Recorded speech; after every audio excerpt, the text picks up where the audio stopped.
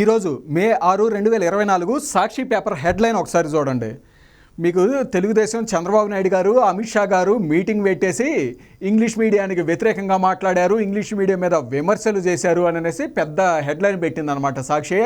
అలాగే ఆ తర్వాత సజ్జల రామకృష్ణారెడ్డి గారు కూడా వచ్చి అదే ప్రెస్ మీట్ పెట్టేసి వీళ్ళు ఇంగ్లీష్ మీడియానికి వ్యతిరేకము అనేసి మాట్లాడారనమాట. ఇది ఎంత దుర్మార్గము అనేసి అంటే, మీకు చంద్రబాబు నాయుడు గారు కానీ తెలుగుదేశం కానీ ఏనాడన్నా ఇంగ్లీష్ మీడియానికి వ్యతిరేకము అనేసి చెప్పారా అండి? మీకు చంద్రబాబు నాయుడు గారు కానీ తెలుగుదేశం కానీ చెప్పింది ఏంటి? ఇంగ్లీష్ ఆంగ్లం రెండూ అవసరమే, అంటే తెలుగు ఇంగ్లీషు రెండూ అవసరమే. మీరు తెలుగు మీడియం ఇంగ్లీష్ మీడియం రెండూ ఉంచండి, స్టూడెంట్స్ వాళ్ళ ఇష్టమైన దాన్ని చూజ్ చేసుకుంటారు. అంతేగాని మీరు కేవలం ఒక్కదాన్ని మాత్రమే ఉంచి తెలుగుని రద్దు చేయటం మాత్రం చెయ్యొద్దు అనేసి అన్నారు. అలా అంటే వీళ్ళు ఈరోజు వచ్చేసి చంద్రబాబు నాయుడు గారు ఇంగ్లీష్ మీడియానికి వ్యతిరేకము అనేసి అంటారు. అసలు గవర్నమెంట్ స్కూల్లో ఇంగ్లీష్ మీడియం ప్రవేశపెట్టింది ఎవరండి? చంద్రబాబు నాయుడు గారు 2016లో. మీకు చంద్రబాబు నాయుడు గారు ఆ రోజు ఇంగ్లీష్ మీడియం ప్రవేశపెట్టారు స్కూల్స్లో. అది కూడా ఆయన ఆ రోజు చెప్పింది, మేము ఫేజ్ల వైజ్గా ఇంప్లిమెంట్ చేస్తాము ఇది, అలాగే తెలుగు మీడియం ఇంగ్లీష్ మీడియం రెండూ ఉంటాయి అనేసి అన్నారు. ఫేజుల వైజ్గా ఎందుకు అనేసి అంటే, మీకు ఇప్పుడు ఎవరైతే టీచర్స్ వీళ్ళందరూ ఉన్నారో వీళ్ళందరూ సడన్గా వెళ్ళేసి తెలుగు మీడియం నుంచి ఇంగ్లీష్ మీడియానికి టీచ్ చేయాలి అంటే చాలా ఇబ్బంది పడతారు టీచర్స్, అలాగే స్టూడెంట్స్ కూడా ఇబ్బంది పడతారు.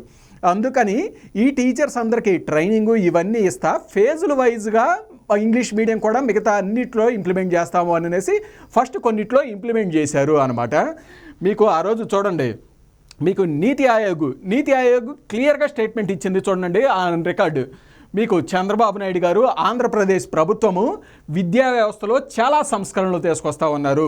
వీళ్ళు డ్రాప్ అవుట్స్ని వీటిని చూడటానికి అనేసి మైక్రోసాఫ్ట్ హెల్ప్ ద్వారా ఇవి తీసుకొచ్చారు. అలాగే ఇంకొన్ని టెక్నాలజీస్ వాడి ఏఐ వాడి స్టూడెంట్స్ ఈ ఎడ్యుకేషన్ ఇది ఏ విధంగా ఇంప్రూవ్ చేయొచ్చు, అలాగే సిలబస్ ఏ విధంగా ఇంప్రూవ్ చేయొచ్చు, ఇవన్నీ చేస్తున్నారు. దీన్ని అన్ని రాష్ట్రాలు కూడా ఒక మోడల్గా తీసుకోండి, మీ దాంట్లో కూడా ఇంప్లిమెంట్ చేయడానికి అనేసి కేంద్ర ప్రభుత్వ పరిధిలో నీతి ఆయోగ్ క్లియర్గా ఇచ్చిన ఇదండి ఇది.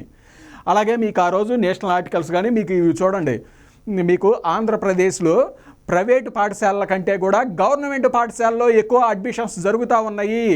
ఎందుకు అనేసి అంటే, చంద్రబాబు నాయుడు గారి ప్రభుత్వము ఇంగ్లీష్ మీడియం ప్రవేశపెట్టడంతో పాటు చాలా సంస్కరణలు తీసుకొచ్చారు ఆ స్కూల్స్లో. దీనివల్ల ప్రైవేట్ స్కూల్స్ కంటే గవర్నమెంట్ స్కూల్స్లో ఎక్కువ అడ్మిషన్స్ జరుగుతున్నాయి అనేసి క్లియర్గా మెన్షన్ చేశారు. మీకు ఆ రోజు ఈ రకంగా చంద్రబాబు నాయుడు గారు ఇంగ్లీష్ మీడియము తీసుకురావటము ఫేజుల వైజ్గా ఇవన్నీ చేస్తే, ఆ రోజు వీళ్ళు చేసిన ఆరోపణలు ఏంటండి? సాక్షి చూడండి, సాక్షి ఆ రోజు ఆర్టికల్స్ రాసింది, మీకు తెలుగును చంపేస్తున్న చంద్రబాబు నాయుడు గారు, ఈయన తెలుగు మీడియం ఇంగ్లీష్ మీడియం రెండూ ఉంచితే ఎవరైనా కానీ ఇంగ్లీష్ మీడియమే తీసుకుంటారు, ఈ విధంగా తెలుగును చంపేస్తున్నాడు చంద్రబాబు నాయుడు గారు అనేసి మొత్తం వచ్చారనమాట. అలాగే ఈయన వైఎల్పి యార్లగడ్డ, ఈయన ఉండేసి ఆ రోజు చొక్కా విప్పి ధర్నా చేశాడండి. చొక్కా విప్పి ధర్నా చేశాడు, చంద్రబాబు నాయుడు గారు తెలుగును చంపేస్తున్నారు అనేసి. చూడండి, సిగ్గు లేదా అది ఇది అంట ఇష్టం వచ్చినట్టు మాట్లాడారనమాట. ఆయన ఓన్లీ తెలుగు మీడియం మాత్రమే ఉంచాల్సిందే, ఇంగ్లీష్ మీడియం తీసుకురావద్దు అనేసి ఇంగ్లీష్ మీడియానికి వ్యతిరేకంగా ఫైట్ చేసింది ఇదే సాక్షి అండ్ వైఎల్పి. ఈయనకి అధికారంలోకి వచ్చిన తర్వాత నామినేటెడ్ పోస్ట్ ఇచ్చింది వైఎస్ఆర్సీపీ అనమాట. సో ఆ రోజు చంద్రబాబు నాయుడు గారు ఇంగ్లీష్ మీడియము తెలుగు మీడియం రెండూ ఉంచినా కానీ ఈ రకంగా ఇంగ్లీష్ మీడియం తేవద్దు అనేసి ఫైట్ చేసిన వాళ్ళు, ఆరోపణలు చేసిన వాళ్ళు ఇదే సాక్షి ఇది అనమాట. మీకు వీళ్ళు అధికారంలోకి వచ్చిన తర్వాత ఏం చేశారు వైసీపీ వాళ్ళు? అసలు తెలుగు మీడియాన్ని పూర్తిగా రద్దు చేసేసి కేవలం ఇంగ్లీష్ మీడియం మాత్రమే ఉంచారనమాట. దానికి నేడు చంద్రబాబు నాయుడు గారు కానీ తెలుగుదేశం ఉండేసి మీరు అలా రద్దు చేయొద్దు, మీరు తెలుగు మీడియం ఇంగ్లీష్ మీడియం రెండూ ఉంచండి, స్టూడెంట్స్ చూజ్ చేసుకుంటారు అంటే వీళ్ళు వచ్చేసి ఏం మాట్లాడతారు? మీ పిల్లలు ఎక్కడ చదువుతున్నారు, మీ పిల్లలకైనా ఇంగ్లీషు, వీళ్ళు ఇంగ్లీష్ మీడియానికి వ్యతిరేకము అనేసి మాట్లాడుతున్నారు. ఏ విధంగా కరెక్ట్ అండి? ఇదే వైఎల్పి ఆ రోజు చొక్కా విప్పి ధర్నా చేసిన వైఎల్పి ఈరోజు వచ్చేసి నన్ను కొట్టినా తిట్టినా కానీ వీళ్ళు తెలుగుని పూర్తిగా రద్దు చేసినా కానీ నేను జగన్మోహన్ రెడ్డికే సపోర్టు, ఎందుకంటే నాకు ఆయన పదవి ఇచ్చాడు, ఆ పదవే నాకు ముఖ్యము అనేసి చెప్పాడు అనమాట. ఎట్టు ఉంటాయండి వీళ్ళు చేసేవి? వీళ్ళు ఈరోజు ఒకేసారి తెలుగు మీడియము అనేది లేకుండా మొత్తం ఒకేసారి ఇంగ్లీష్ మీడియము అనేసి తీసుకొచ్చారు కదా. మీకు ఈ 5 ఏళ్లలో ఎంతమంది టీచర్స్ వీళ్ళు రిటైర్డ్ అయ్యి ఉంటారు? వీళ్ళు ఒక్క పోస్ట్ అయినా భర్తీ చేశారా? లేదు. ఒకేసారి ఈ ఫేజుల వైజ్ కాకుండా ఒకేసారి తెలుగు మీడియం చెప్పే టీచర్స్ అందరిని కూడా ఇంగ్లీష్ మీడియంలోకి తీసుకొచ్చి ఇది చేశారు. వాళ్ళు ఎంత ఇబ్బందులు పడుతుంటారు? వాళ్ళకి ఏనాడైనా ట్రైనింగ్ కానీ ఇది ఇచ్చారా? స్టూడెంట్స్ కానీ టీచర్స్ కానీ ఎంత ఇబ్బంది పడుతూ ఉంటారు? ఇవన్నీ ఏమీ ఆలోచించకుండా అడ్డగోలు నిర్ణయాలు అనేవి తీసుకొని మీకు నాడు నేడు అని చెప్పి బళ్ళకి రంగులే చేస్తూ ఉంటారనమాట. వీళ్ళు ఒక్క పిట్టగోడైనా కట్టారా? బడి కాదు, పిట్టగోడ కూడా కట్టలేదు. కట్టకుండా కేవలం ఉన్న బళ్ళకి రంగులేసి నాడు నేడు అని చెబుతా మేము విద్యా వ్యవస్థని ఉద్ధరిస్తున్నాము అని అనేసి చెప్పుకుంటూ ఉంటారు. వీళ్ళ విద్యా వ్యవస్థను ఉద్ధరించింది. కాబట్టి ప్రజలందరూ నిజాలు తెలుసుకోండి. నాడు ఫస్ట్ టైం మనకి ఇంగ్లీష్ మీడియం గవర్నమెంట్ స్కూల్స్లో అని ప్రవేశపెట్టింది నాడు చంద్రబాబు నాయుడు గారు. అలాగే స్కూల్స్ని చాలా వరకు డిజిటలైజ్ చేశారనమాట. దాదాపుగా 3,000 5,000 ఉంది ఆ నంబర్ కూడా.